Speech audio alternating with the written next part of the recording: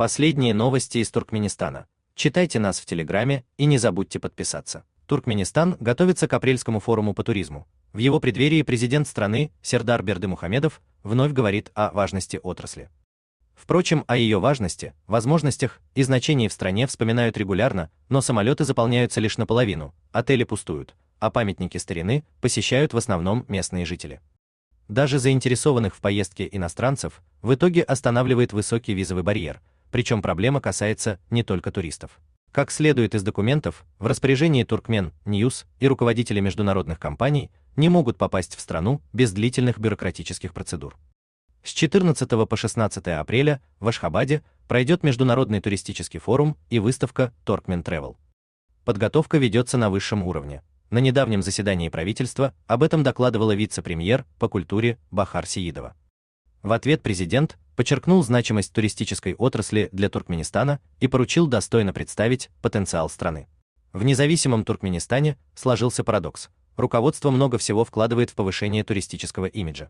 Издаются книги о роли туркменов в мировой истории, в Ашхабаде и Авазе строятся фешенебельные отели, открываются аэропорты-дворцы, проводятся международные форумы, однако увидеть все это своими глазами иностранным туристам удается редко.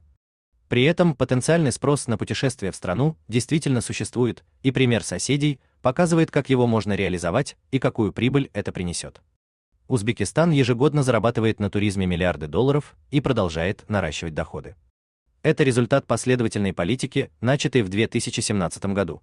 За 8 лет стране удалось в 10 раз увеличить экспорт туристических услуг и вдвое повысить занятость в отрасли. Туркменистан мог бы и воспользоваться опытом соседей и сотрудничать с ними. Путешественники, особенно из дальних стран, охотно продолжали бы из Бухары в Мары, что подтверждают и участники рынка. Руководитель одной из ашхабадских турфирм рассказал, что комбинированные туры по Центральной Азии самые востребованные у туристов из Китая, США, Южной Америки, Австралии, стран Европы и России. Речь идет о платежеспособной аудитории. По оценке того же эксперта, к 2024 году спрос на туры в Туркменистан вырос примерно в 1,5 раза в сравнении с 18-20 годами. После самых закрытых лет поток туристов действительно увеличился. Но каковы его реальные масштабы? Государственный комитет по туризму остается столь же закрытым, как и сама страна, и не публикует точные данные. Согласно статистическому ежегоднику, в 2019 году, до пандемии, страну посетило всего 14 438 иностранцев, из которых больше всего, 2388 человек, были гражданами США. Более свежих данных нет. Даже с учетом роста, который наблюдают туроператоры, цифры несопоставимы с показателями соседей. Так Узбекистан в 2025 году принял более 10 миллионов туристов. Такое же число Кыргызстан, Казахстан сообщил о 15,7 миллиона туристов, Таджикистан об 1,8 миллиона. Туркменистан улавливает лишь незначительную долю турпотоков в Центральную Азию как из дальнего зарубежья, так и внутрирегиональных поездок.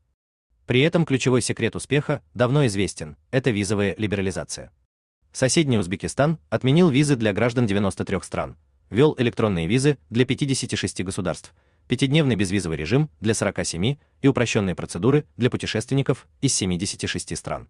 Туркменистан же, наоборот, продолжает придерживаться политики самоизоляции. Между тем, даже частичное смягчение режима может дать быстрый эффект. Например, из списка обязательных требований можно убрать приглашение, оставив билеты и бронь жилья. Запустить изменения можно в виде годового пилотного проекта на ограниченное число стран, скажем, 20 крупнейших экономик мира. Уже эти меры позволят оценить реальный спрос и превратить потенциал из риторической фигуры в измеримый показатель. Жесткие визовые требования преграждают путь не только туристам, но и бизнесу. Даже предприниматели, заинтересованные во взаимовыгодном сотрудничестве с Туркменистаном, сталкиваются с теми же проблемами. Так, в феврале 2024 года специалисты южнокорейской компании Hyundai Engineering должны были приехать в страну, чтобы попробовать перезапустить после аварии построенный ими полимерный завод в Кейнлы, однако бюрократические издержки сорвали их своевременный приезд. Лишь 29 марта сам генеральный директор филиала компании Чи Хван был вынужден обратиться с письменной просьбой о визовой поддержке к тогдашнему председателю Туркменхимии Даврангельды Саббаеву. Хван сообщал, что в очень срочном порядке просит Саббаева оказать содействие в оформлении приглашения и однократной бизнес-визы на 1 месяц 2 иностранным специалистам для выполнения ими соответствующих работ по контракту. В итоге корейцы прибыли только спустя неделю после этого обращения. Без прямого вмешательства высокопоставленных чиновников рискуют остаться без документов не только инженеры, но и топ-менеджеры международных компаний. Ранее в том же 2024 году Алексей Решев, генеральный директор туркменского филиала строительного конгломерата «Буик», был вынужден просить содействия в продлении собственной визы и разрешения на работу. Он обратился к управляющему делами аппарата президента и кабинета министров Хаджи Мурадову. Он объяснил, что документы необходимы для продолжения работы над строительством делового центра на месте снесенной правительственной трибуны перед президентским дворцом. В письме Решев просил Хаджи Мурадова направить соответствующее согласование в Министерство строительства и архитектуры. Ситуация выглядит парадоксальной. Государственные структуры, будь то Туркменхимия или президентская администрация, сами привлекают иностранные предприятия к проектам. Срочным, как восстановление завода в Кейнлы, и имиджевым, как строительство новых объектов в Ашхабаде.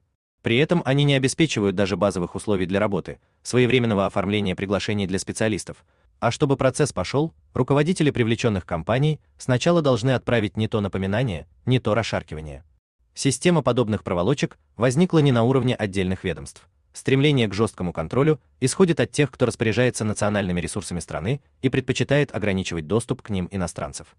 По мере развития бюрократическая логика начинает противоречить экономическим интересам как государства, так и его руководства. В ней тонут даже инициативы и приоритеты Гурбангулы Бердымухамедова.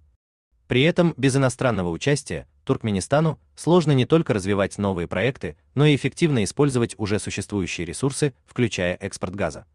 В этих условиях неизбежно возникает вопрос: не пришло ли время пересмотреть подход и признать, что на карте кроме Туркменистана есть и другие государства, а сотрудничество с внешним миром не угроза, а насущная необходимость?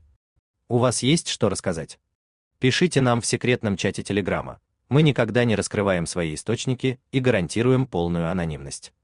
А если вам нравится наша работа, поддержите нас, становитесь нашим спонсором.